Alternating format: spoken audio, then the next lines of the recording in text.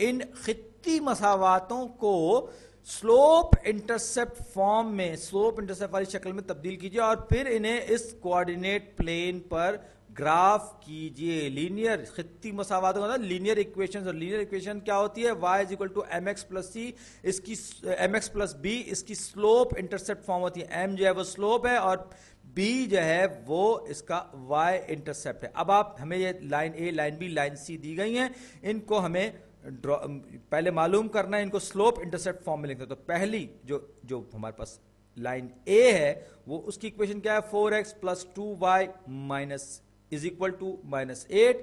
अभी ये slope intercept form, standard slope intercept form में नहीं है, तो उसके लिए मैं क्या करूंगा? दोनों साइड से मैं माइनस, यानी दोनों साइड्स को मैं माइनस कर दूंगा 4x, यानी कि नेगेटिव 4x शामिल कर दूंगा। तो ये यहां पे 4x minus 4x cancel out हो जाएगा, यहां पर आ जाएगा 2y इज इक्वल टू, अब मैं लिखूंगा, पहले मैं 4x माइनस 4x लिखूंगा और फिर मैं माइनस 8x लिखूंगा, माइनस 4x माइनस 8।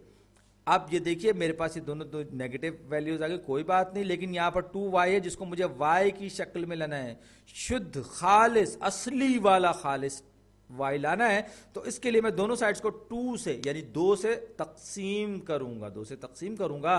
तो और दोनों दूसरी साइड को 2 से तकसीम करने का मतलब है कि उसकी हर टर्म को मैं 2 से तकसीम करूं। तो यही बात आ गई यहाँ पे। तो y ये 2 से कैंसिल आउट हो जाएगा, ये हो जाएगा y is equal to negative 4 को 2 से तकसीम करेंगे तो नेगेटिव 2x हो जाएगा, और नेगेटिव 8 सिंपल फॉर्म में इसको 2 से तकसीम करेंगे नेगेटिव 4 हो जाएगा। तो ये मेरे पास y is equal to negative 2x minus 4, ये स्लोप इंटरसेप्ट फॉर्म में आ गई लाइन ए।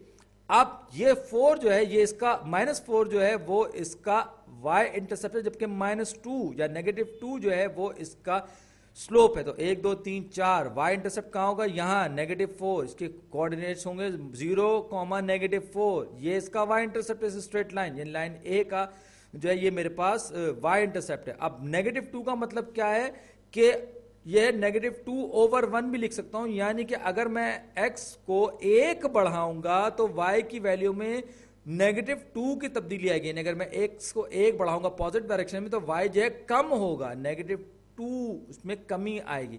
2 बढ़ाऊंगा तो -4 हो जाएगा, यानी x को 2 बढ़ाऊंगा तो ये -4 हो जाएगा। और इसको जब मैं प्लॉट करूंगा या ग्राफ पेपर पे बनाऊंगा तो ये स्ट्रेट लाइन बनेगी जिसका कि स्लोप नेगेटिव होगा और ये थोड़ी सी उस तरफ तिरछी होगी।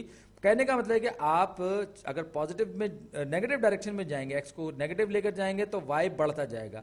जिस तरह जिस 2 के रेशियो के हिसाब से ये वाई जो है वो बढ़ता जाएगा। एक्स में आप 2 का इजाफा करेंगे, ये y जो है वो 4 हो जाएगा। और जब मैं इन पॉइंट्स को मिलाऊंगा तो ये कुछ इस तरह की एक स्ट्रेट लाइन बन जाएगी जिसको मैं कहूंगा ये लाइन ए है। अब हम आते हैं इक्वेशन बी की तरफ, जो कि हमें पार्ट बी में दी गई है, लाइन ए, जो कि 4x इज इक्वल टू -8।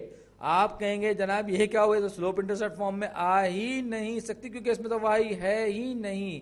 और बात सही है, क्योंकि आप इस इक्वेशन को स्लोप इंटरसेप्ट फॉर्म में नहीं ला सकते। क्यों नहीं ला सकते? इसलिए कि अगर मैं दोनों साइड्स को 4 से डिवाइड कर दूं तो मेरे पास ये x इज इक्वल टू -2 -2 आ जाएगा।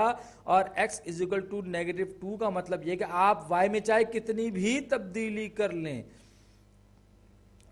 x की वैल्यू वहीं की वहीं रहेगी। x is equal to -2, x हमेशा -2 रहेगा। यानी ये एक वर्टिकल लाइन होगी जो बुनियादी तौर पर y एक्सिस के पैरेलल होगी। ये x एक्सिस और ये y एक्सिस, ये y एक्सिस के पैरेलल लाइन होगी और उसका स्लोप इन्फिनिटी होगा। ये खैर मैंने इजाफी तौर पर एक बात करी। लाइन सी के लिए अगर हम कहेंगे 2y इज इक्वल टू -8, तो ये 2 से मैंने दोनों तरफ तकसीम किया तो y, अब की बारी y इज इक्वल टू -4 हो जाएगा। और यहां पर x नहीं है तो हम ये कहेंगे कि यहां पर x की तमाम वैल्यूज 0, यानी कि x है ही 0। यानी हम ये भी कह सकते हैं कि इसका स्लोप 0 है।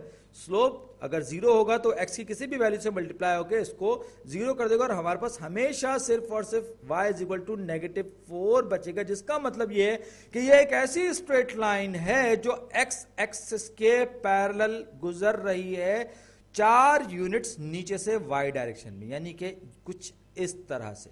कुछ और सही करके बना दूं, ये हमेशा negative y is equal to -4 से गुजरेगी, इसका x हमेशा कांस्टेंट रहेगा और इसका स्लोप 0 होगा। और यही हमारे सवाल